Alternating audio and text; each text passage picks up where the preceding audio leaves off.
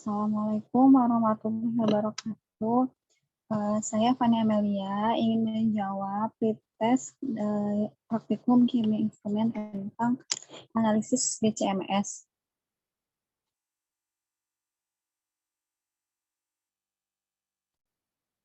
Di sini yang pertama ada prinsip kerja dari GCMS. Nah, gas kromatografi massa spektrometer ini sendiri itu merupakan gabungan dari metode analisis antara GC dengan MS.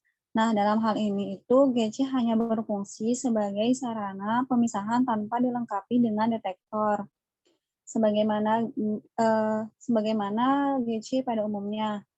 Namun yang berfungsi sebagai detektornya itu adalah MS-nya. Nah, kemampuan dan aturan pemisahan akan mengikuti aturan pada GC. Demikian pula aturan fragmentasi dan pola spektrum massa akan mengikuti aturan MS. Nah, untuk prinsip kerja GCMS-nya itu, sampel yang berupa cairan itu akan diinjeksikan ke dalam injektor, kemudian diuapkan sampel yang berbentuk uap, lalu akan dibawa oleh gas pembawa menuju ke kolom untuk dilakukan proses pemisahan. Nah, setelah terpisah, masing-masing komponennya itu akan melalui ruang pengion dan dibombardir oleh elektron sehingga akan terjadi ionisasi fragmen ion yang dihasilkan. Lalu akan ditangkap oleh detektor dan dihasilkan spektrum massanya.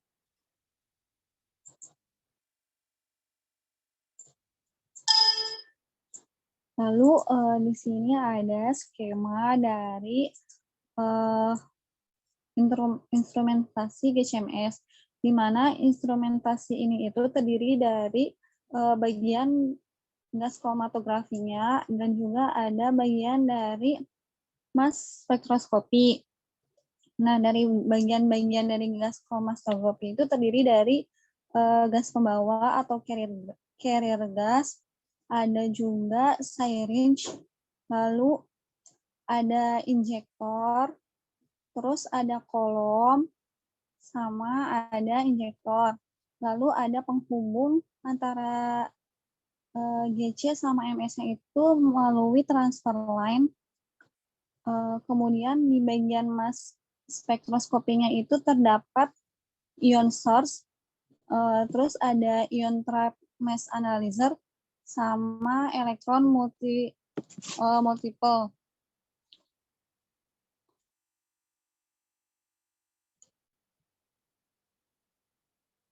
Nah, fungsi bagian-bagiannya itu sendiri terdiri dari pertama ada gas pembawa. Gas pembawanya itu berfungsi sebagai pemindah analit dari injektor menuju detektor syarat mutlak gas pembawa pada kromatografi gas. Kemudian ada gerbang suntik atau syringe, di mana sampel yang dapat dianalisis dengan metode kromatografi gas pada umumnya berbentuk cair, akan tetapi sampel berbentuk padat dan gas juga dapat dianalisis dengan memakai sistem pemasuk sampel yang khusus. Nah, sampel berbentuk cair yang telah dipreparasi akan diinjeksi ke dalam gerbang udara. Lalu ada thermostat oven. Ini itu berfungsi untuk mengatur temperatur kolom. Nah, pengaturan kolom pada kromatografi gas ini itu sangat penting karena pemisahan komponen itu terjadi di dalam kolom yang sangat dipengaruhi oleh temperatur di dalam ovennya. Lalu ada kolom. Nah, kolom itu tempat terjadinya pemisahan. Lalu ada injektor. Injektor ini merupakan untuk penginjeksian sampel di mana akan mencegah resolusi yang buruk serta penyebaran sampel yang tidak sesuai.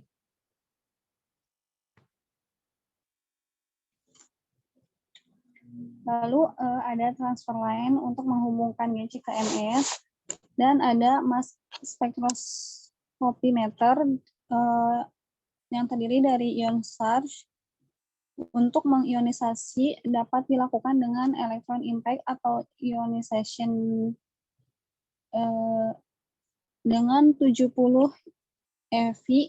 Kemudian ada chemical ionization, itu menggunakan reagen kimia antara lain metana, isobutana, sama amonia.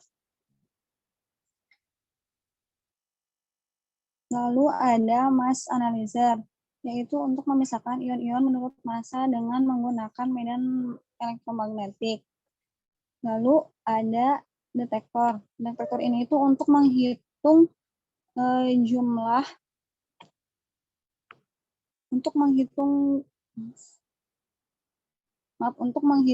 ion yang mempunyai massa tertentu. Nah, informasi ini itu dikirim ke komputer untuk dibuat mass spektrumnya. Lalu terakhir ada ditransfer ke sistem pengolahan data. Ini tuh menggunakan teknologi komputer yang sangat diperlukan untuk harmonisasi bekerjanya suatu instrumen terpadu seperti GCMS. Nah, dalam pengolahan atau penyuluhan data analisis. Selain itu, komputer juga berperan sebagai perangkat lunak yang menyimpan data analisis standar SRAM, yaitu sebagai pembanding terhadap data analisis analit hasil penentuan. Koleksi data analisis SRM yang ada pada perangkat lunak dikenal sebagai standar library spektra. Identifikasi analit terhadap standar library spektra ini akan dinyatakan dengan persen kemiripan, dan keduanya dinyatakan identik jika komputer menilai persen keduanya itu di atas 90%.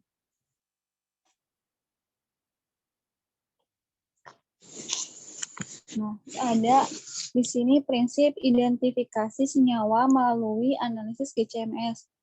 Itu bisa dilakukan dengan cara kualitatif dan juga dengan cara kuantitatif. Untuk kualitatif itu analisis secara kromatografi gas. Parameter hasil pemisahannya itu digunakan waktu retensi. Waktu retensi itu sejak penyuntikan hingga terbentuknya puncak maksimum. Sifatnya itu merupakan ciri khas cuplikan dan fasa cair pada suhu tertentu. Dengan menggunakan aliran yang tepat dan juga pengendalian suhu, waktu retensi dapat terulang dalam batas 1% dan dapat digunakan untuk mengidentifikasi tiap puncak. Nah, dalam beberapa senyawa itu mungkin mempunyai waktu referensi yang sama atau berdekatan, tetapi tiap senyawa itu hanya mempunyai satu waktu referensi saja. Selanjutnya itu dengan memasukkan senyawa yang diduga tersebut ke dalam instrumen spektroskopi massa. Hal ini dapat dilakukan karena salah satu kegunaan dari kromatografi gas ini itu untuk memisahkan senyawa-senyawa dari suatu sampel. Setelah itu baru dapat hasil dari spektroskopi massa pada grafik yang berbeda. Nah, informasi yang diperoleh dari kedua teknik ini itu dapat digabung dalam instrumen GCMS. Tak lain hasil dari masing-masing spektra. Nah, untuk spektra GC itu mendapatkan informasi waktu referensi untuk tiap-tiap senyawa dalam sampel. Nah, sedangkan untuk spektra MS itu diperoleh informasi mengenai massa molekul relatif dari senyawa yang dianalisis. Untuk identifikasi dengan cara kuantitatif itu dengan membandingkan kurva standar dari senyawa yang diketahui. Nah, dapat diketahui kuantitas dari senyawa yaitu dengan cara teknik GCMS SIM, yaitu Selected Ion Monitoring. Nah, teknik SIM itu akan menghasilkan data puncak yang lebih tajam dan juga selektif hingga akan meningkatkan kepekaan detektor. Oleh karena itu, teknik ini itu dapat digunakan untuk analisis dengan kadar yang kecil dan sangat bermanfaat untuk pengukuran kuantitatif suatu komponen di dalam sampel yang mengandung banyak campuran senyawa.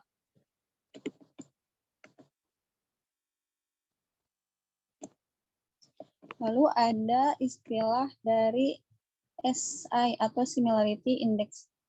Nah, Similarity Index ini itu merupakan angka kemiripan sampel yang diketahui dengan intensitas puncak spektra, massa, dan library-nya. Nah, untuk menentukannya itu dapat digunakan rumus SI sama dengan 1 min IL per IU berbanding IL plus IU, di mana IU di mana IL dan IU itu adalah intensitas puncak spektra, massa, dan library, dan senyawa yang tidak diketahui.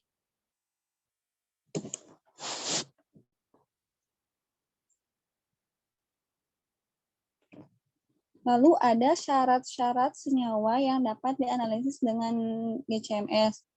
Nah, umumnya itu senyawa yang dapat dianalisis dengan GCMS merupakan senyawa yang dapat diuapkan atau memiliki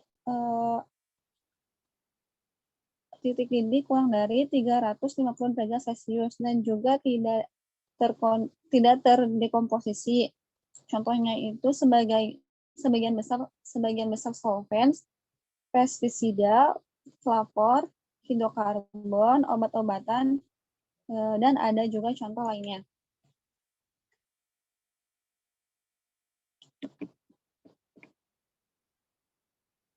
Kemudian teknik preparasi sampel dengan metode derivatisasi dalam analisis GCMS. Nah, untuk contoh metode derivatisasi yang biasa digunakan dalam penelitian itu, contohnya salah satunya itu ada silasi. Sililasi ini itu merupakan proses substitusi gugus silil ke dalam molekul.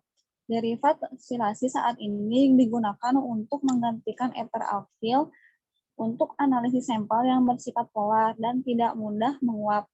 Nah, berdasarkan hasil dari beberapa metode sebelumnya yang telah menggunakan metode ini itu, dengan menerapkan derivifikasi terhadap sampel, hasil ekstraknya itu mampu mempersingkat waktu retensi.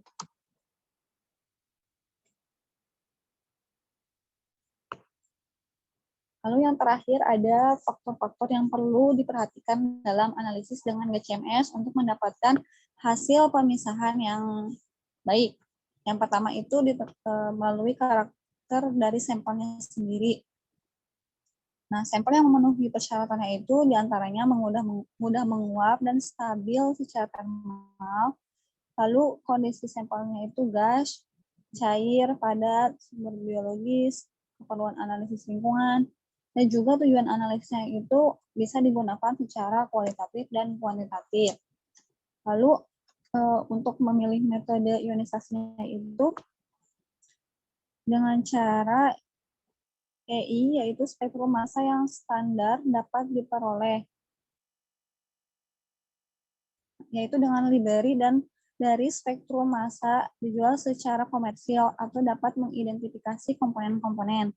Lalu CI itu digunakan untuk memperoleh data kualitatif tentang bobot molekul suatu senyawa yang tidak dapat dilakukan oleh mode EI. Lalu terakhir ada NCI, yaitu digunakan untuk analisis senyawa-senyawa yang memiliki afinitas besar terhadap elektron. Misalnya senyawa-senyawa halogen, pestisida yang mengandung organolorin. Terus yaitu dengan cara memilih kolom untuk analisis. Pertama, memiliki resolusi yang baik. Itu contohnya kolom kapiler memiliki resolusi yang lebih baik daripada kolom kemas. Terus ada fase diam. Nah, apakah polar atau non-polar? Senyawa yang polar itu akan lebih terpisahkan dengan fase diam yang polar. Begitupun sebaliknya, polar atau tidaknya suatu kolom tergantung dari fase diamnya. Terus ada ketebalan dari fase diam. Terus fase diam yang semakin tebal akan menahan sampel lebih banyak dan begitu pula juga sebaliknya. Terus faktor yang mempengaruhinya itu ada panjang kolom, di mana pada umumnya panjang kolom kapiler itu berkisar antara 30 sampai 60 meter. Nah, semakin panjang maka semakin mahal pula harganya.